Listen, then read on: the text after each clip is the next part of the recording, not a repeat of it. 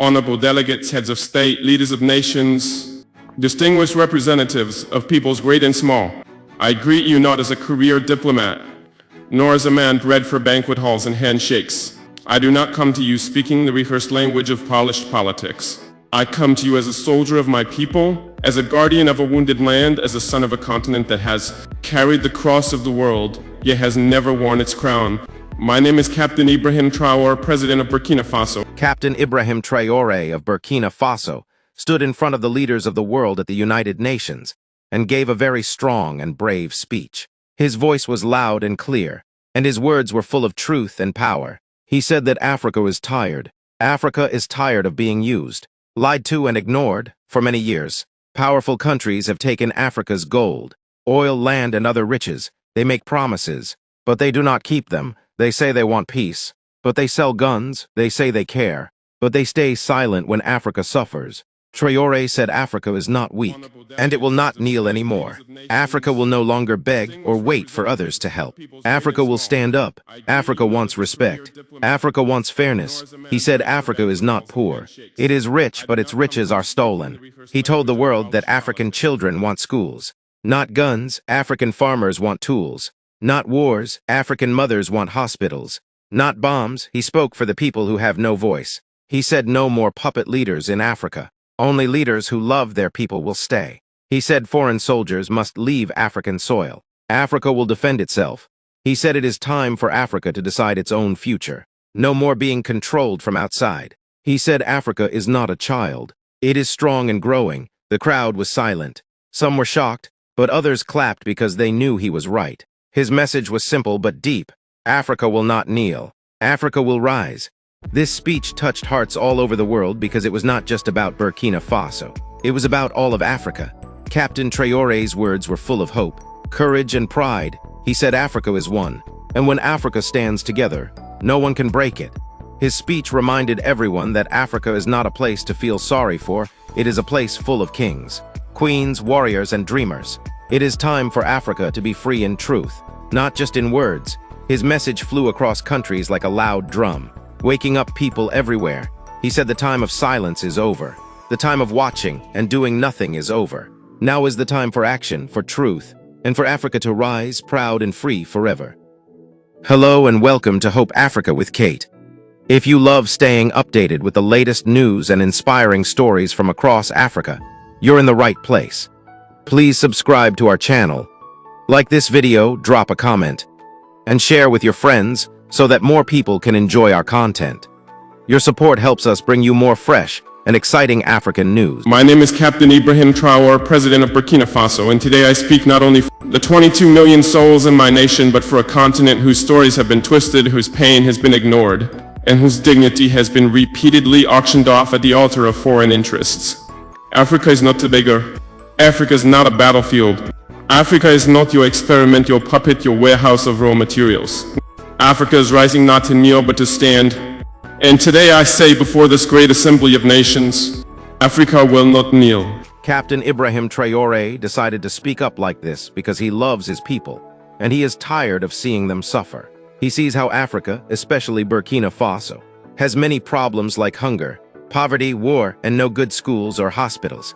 He asks himself why these problems never end, even though Africa has so much gold, oil, land, and smart people. He looks around and sees that rich countries take Africa's riches and give very little back. He sees that these rich countries make big promises, but they never keep them. They say they want peace, but they sell guns. They say they want to help, but they bring soldiers and take control. He sees that many African leaders do not speak the truth because they are afraid or because they get paid to stay quiet. But Captain Traore says no, this must stop. He knows that silence is bad. If you do not speak up, people will keep hurting you. So he decides to speak not only for his country, but for all of Africa. He wants the world to hear the truth from a strong African leader. He wants to wake up the people of Africa and tell them they are not weak. They are strong. He wants to tell the young people that their future is in their hands. He wants African children to go to school, not to war. He wants African mothers to give birth in safe hospitals, not in pain and fear. He wants African land to grow food, not to be full of bombs and blood. He says this because he sees his people crying, walking for miles for water, sleeping hungry. and dying in silence. He cannot just watch and do nothing. His heart is heavy, but his spirit is strong. He believes Africa can change, but only if Africa stands up. I say before this great assembly of nations, Africa will not kneel.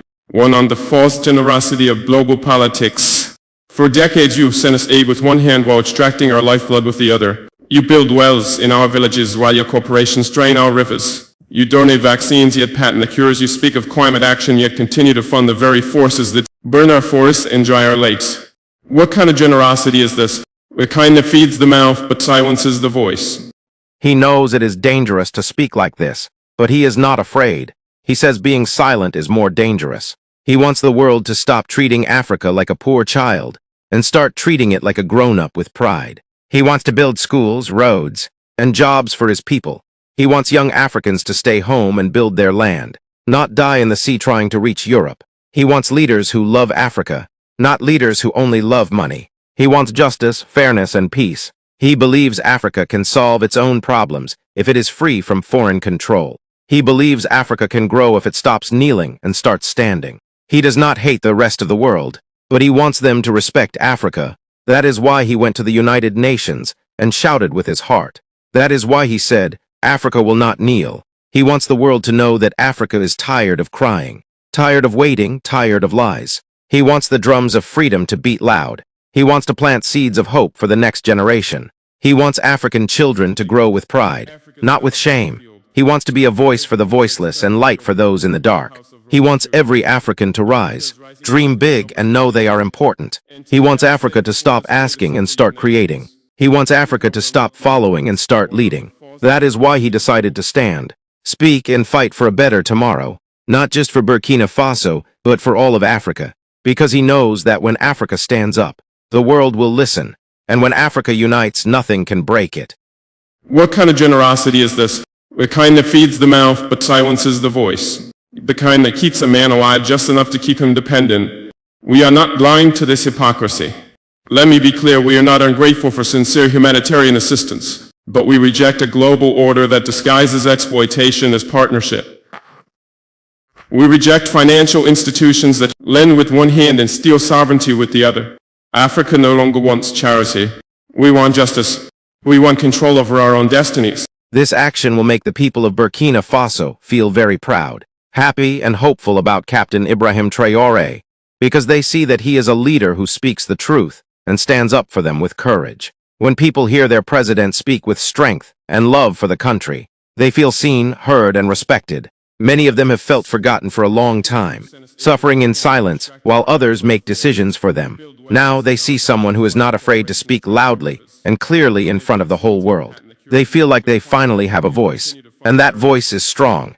It gives them hope that their pain is not being ignored anymore. Farmers, mothers, teachers, soldiers, and children will see that their leader is brave and is not kneeling to outside powers. They will feel that he is one of them, someone who understands their problems, who wants peace, food, jobs, and safety for every person. Even though life is still hard, people will begin to believe that things can get better. When they hear him say, Africa will not kneel, they feel stronger too, because they know he is talking about them. They see that he wants to protect their land, keep their riches at home, and make Burkina Faso a country that stands tall. Many will feel proud to be Burkinabe, and they will talk about him with love and respect. Children will say, I want to be like President Traore. Young people will feel inspired to work hard and fight for a better future. Thanks for tuning in.